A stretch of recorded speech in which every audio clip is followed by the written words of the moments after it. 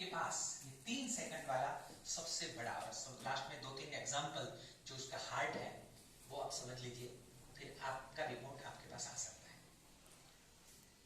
गुजरात में आदिवासी इलाका, और आदिवासी इलाके में हम लोग ट्रेनिंग देने गए थे, और महिलाओं का ट्रेनिंग था, 2 दिन का ट्रेनिंग, रेसिडेंशियल ट्रेनिंग था, बहुत बड़ा हॉल था, वहीं प्रोग्राम चलाए, कोने में 25 महिलाएं थी, हम प्रोग्राम चलाया पूरा दिन। शाम को खाना खाने के बाद कुछ महिलाएं हमारे पास आई, बोले दिनेश जी इतना सुंदर प्रोग्राम है, यहाँ ही रहना है, तो अभी नींद नहीं आएगी, आप 8 बजे से रात को 1-2 घंटा अभी और कुछ सिखाइए। तो मैंने रात को 8 से 10 में यही 3 सेकंड वाला चॉइस वाला मॉड्यूल सिखाया। फिर मैं कहता हूँ अब सो जाते हैं, तो 10 बजे मेरा सोने की व्यवस्था गेस्ट हाउस में था, और वो महिलाओं का तो वही सोना था, क्योंकि महिलाएं 25 थी और वहाँ 60 गद्दे पड़े थे, बड़ा हॉल था, तो जिनको जहाँ सोना है वहाँ सोना था, तो सब लोग अपने अपना गद्दा लेके जहाँ मन चाहे वहाँ सो गए। मैं गेस्ट हाउस में गया।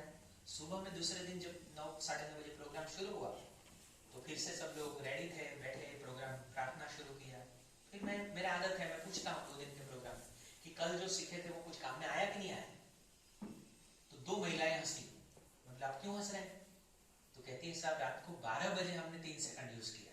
तो सारी महिलाएं और हंसी, ये लोगों ने रात को 12 बजे 3 सेकंड कहाँ यूज किया होगा। मैं बोला अगर सबके बीच में बोल सकते हैं तो बताइए 3 सेकंड कहाँ यूज किया। बोला हाँ साहब बोल सकते हैं, क्या हुआ साहब, आप तो 10 बजे से जाने के बाद यहाँ से चले गए थे सोने के लिए, हमारा सोना यहाँ था। अब हमको क्या पता कि इस कमरे में और लोगों की सोने की व्यवस्था भी है। कुछ बाहर से एक एक्सपोजर ट्रिप आने वाली थी बस, जिसमें कुछ महिलाओं की सोने का इंतजाम यहाँ था, क्योंकि गद्दे भी इसीलिए तो ज्यादा थे, 60 गद्दे थे। तो 25-30 महिलाओं का एक बस रात को 12 बजे आया होगा। बोला कहते हम तो 10 बजे के बाद गद्दा लेके, और मैं फैन यहाँ पवन हवा कम थी तो दरवाजे के पास में सोए थे। अब रात को पहली नींद में थे, गहरी नींद में थे, और रात को 12 बजे वो लोग आए होंगे। तो जो आगे बहन थी उसने दरवाजा खोला, और दरवाजे के पास में तो हम सोए थे। तो एकदम पहली नींद में पैर पे पैर गिरा। अब साहब पहली नींद में कोई अचानक पैर पे पैर रखेगा, क्या होगा? यहां तक सरस्वती जी आ गए, है ना, गुस्सा मतलब आया, लेकिन तुरंत याद आया कि आप कल तो बोल रहे थे रात को कि कुत्ते की पूंछ पे पैर गिरता है, भौंकता है, काटता है, तो हमको 3 सेकंड वाला सॉफ्टवेयर यूज करना चाहिए। तो तुरंत मेरा 3 सेकंड वाला, मैं इंसान हूं, 3 सेकंड वाला सॉफ्टवेयर स्टार्ट हुआ। तो मेरे मन से पहला प्रश्न आत्म जागरूकता पूर्वक पूछा गया कि क्या वो महिला ने जानबूझकर मेरे पैर पे पैर रखा होगा कि अनजाने में? जानबूझकर कर रखा होगा कि अनजाने में रखा होगा? अनजाने में हुआ होगा। अनजाने में कुछ मेरे साथ कुछ करता है, उसके साथ मानव जैसा व्यवहार होना चाहिए, पशु जैसा होना चाहिए? मानव जैसा होना चाहिए। तो अचानक मेरा 3 सेकंड वाला सॉफ्टवेयर स्टार्ट हो गया, और मेरी कल्पना शक्ति, अंतरात्मा की आवाज, मेरे पास क्या रास्ते है। तो तुरंत मैं बोली कि बहन जी जरा ध्यान से, आपका पैर मेरे पैर पे गिर गया। तो वो वाली महिला कहती oh I am sorry, I am sorry, बाहर उजाला था, रूम में अंधेरे में दिखा नहीं, तो गलती से पैर पे पैर गिर गए।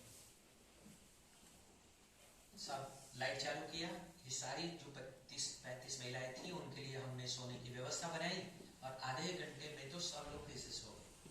3.5 सेकंड का कल ही हमारा तो अनुभव हो गया रात को ही, कि कितना बढ़िया है, छोटी सी चीज में अगर यूज करते हैं तो ये रेडिएटर गर्म होने से बच जाते हैं। अब मेरा इंतजार बढ़ गया। मैं बोला अगर मान लीजिए कि हमने कल ये ट्रेनिंग नहीं लिया होता, ये चीज नहीं सीखा होगा, तो तुम क्या बोलने वाले थे? अरे साहब यहाँ तक तो मुझे जानना है, तुम क्या बोलने वाले थे?